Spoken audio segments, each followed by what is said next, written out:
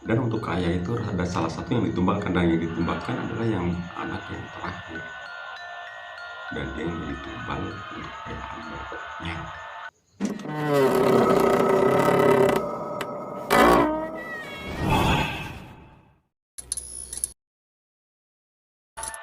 Assalamualaikum warahmatullahi wabarakatuh. Salam. Jadi gitu.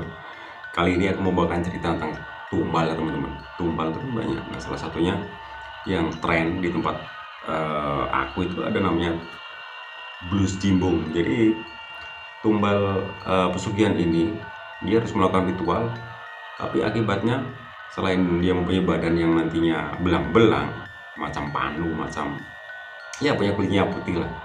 Nah, dia juga harus menumbalkan orang yang paling disayangi. Salah satunya adalah anaknya. Nah, bagaimanakah kisahnya? Ikuti, jangan lupa ngopi dulu.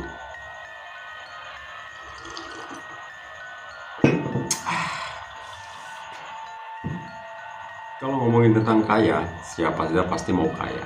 Cuman jalannya itu beda-beda. Nah, ada yang secara instan, ada yang memang dari nol, bertahap, kerja keras baru kaya. Tapi ada juga yang nggak mau kerja keras, tapi pengennya kaya. Nah, salah satu warga di sebuah kampung itu memang dia inginnya instan. Sebut aja namanya Mbah Warto. Nah, Pak Warto ini ceritanya dia sudah lama lah ya bekerja, ya kerja keras, tapi belum juga kaya-kaya. Nah, karena pengen kaya, dia pun ngambil jalan pintas dengan cara pesugihan. Setelah lama mencari informasi tentang bagaimana cara dan tempat pesugihan yang bagus, akhirnya Pak Warto ini dapat satu kabar lah, ada suatu tempat pesugihan namanya Bulus Jimbung. Nah, setelah berembuk dengan istrinya, akhirnya mereka pun pergilah ke tempat itu ya. Setelah melakukan beberapa ritual dan beberapa perjanjian, akhirnya mereka pun memutuskan untuk mengambil jalan pintas yang memang sebenarnya sangat beresiko lah. Tapi karena memang pengen sekali kaya, jadi ya udah ambil aja lah jalan itu. Dia akhirnya melakukan ritual dengan beberapa persyaratan, dan akhirnya dengan sebuah perjanjian yang mau tidak mau dia harus lakukan itu nanti jika semua keinginan dia terkabul. Dan itu pun akhirnya dilakukan ritual-ritual yang sangat melakukan perjanjian yang memang benar-benar parah lah teman-teman, karena itu kan perjanjian dengan setan kan. Tapi akhirnya itu pun dijalani juga sama Mbah Warto. Setelah selesai melakukan ritual, mereka pun pulang. Nah, dalam perjalanan mereka selalu mengingat apa yang dijanjikan dan apa yang harus dilakukan mereka sebagai balasan bila nanti mereka benar-benar sukses. Dan teman-teman bisa bayangkan kekayaan yang akan mereka dapat itu udah terbayang sama Pak Warto itu. Dia bisa mau beli sawah, mau beli kendaraan. Jadi udah banyak sekali yang menang di kepalanya mereka itu berdua sama istrinya. Hari berganti, mereka pun melakukan usaha lagi, membuka sebuah warung kecil di desa tersebut. Perlahan warung mereka pun semakin ramai, semakin besar. Pak Warto pun menjadi orang paling kaya di kampung. Apa-apa bisa kubeli. Warung semakin besar, dan semua keinginannya bisa terbeli, terpenuhi. Nah, waktu terus berjalan, akhirnya tapi ada satu hal yang membuat Pak Warto terkejut, karena ternyata apa yang ada di dalam perjanjian itu ternyata terbukti. Tanpa terasa, suatu saat ketika dia mandi, dia heran karena melihat badannya mulai timbul bintik-bintik putih. Dan itu bukan panu teman-teman. Dia terus memikirkan apakah ini yang dimaksud dalam perjanjian itu. Dan waktu terus berlanjut, warna putih yang seperti panu itu semakin membesar. Dia terus melingkar di sekujur tubuhnya, jadi menjadi putih seperti panu, tapi bukan panu teman-teman. Jadi itu memang suatu perjanjian dari Bulus Jimbung itu sendiri ya. Kalau dia ngambil di pesugihan di sana, otomatis orang itu akan mendapatkan tubuh belang-belang seperti orang kena panu gitu teman-teman. Besar, semakin besar, semakin besar, dan nantinya akan seluruh tubuhnya akan kena. Karena ini merupakan salah satu simbol atau mungkin hal yang memang menunjukkan ciri khas di suatu tempat pesugihan ya. Kalau di Bulus Jimbung dia akan mengalami hal seperti itu.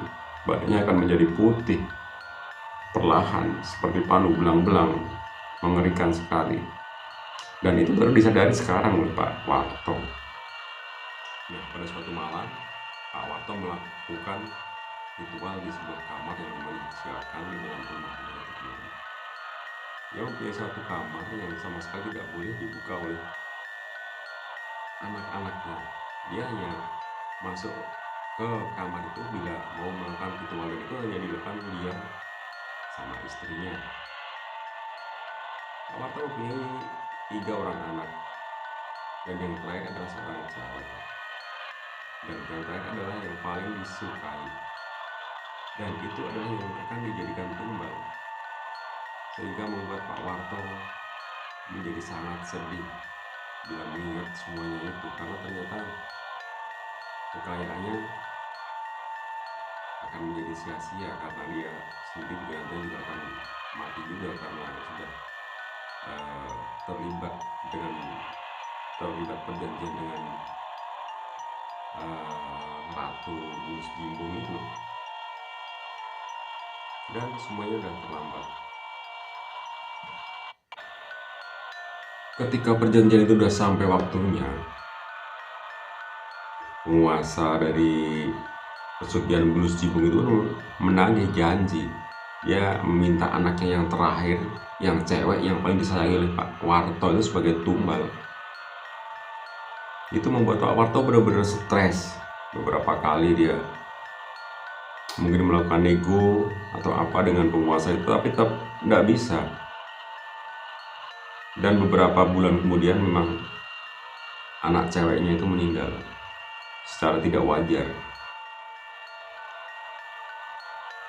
Itu benar-benar membuat Pak Warto terpukul ya teman-teman, ya, terpukul.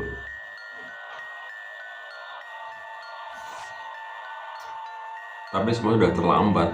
Dia mau tidak mau tetap harus mengorbankan anaknya itu. Setelah sekian lama akhirnya Pak Warto pergi lagi ke tempat pesugihan itu teman-teman. Dia mengajak anaknya, salah satu anaknya, ke tempat dia dulu mencari pesugihan itu, dan anaknya heran karena di tempat itu dia melihat adiknya yang sudah meninggal itu ada di tempat itu, dan itu membuat kakaknya benar-benar shock juga, karena setahu dia adiknya udah meninggal, tapi tahu-tahu sudah ada di tempat itu. Setelah itu, lama di situ melakukan ritual, Pak Warto pun mengajak lagi pulang ke anak-anaknya. Sampai di rumah mereka terus merenung. Pak Warto merasa menyesal banget. Dan ketika ditanya tentang adiknya yang ada di tempat itu, Pak Warto pun nggak bisa menjawab. Dia nggak mau ngasih tahu ke anaknya yang laki-laki bahwa sebenarnya adiknya udah ditumbalkan di tempat itu. Seiring waktu, akhirnya Pak Warto bertobat.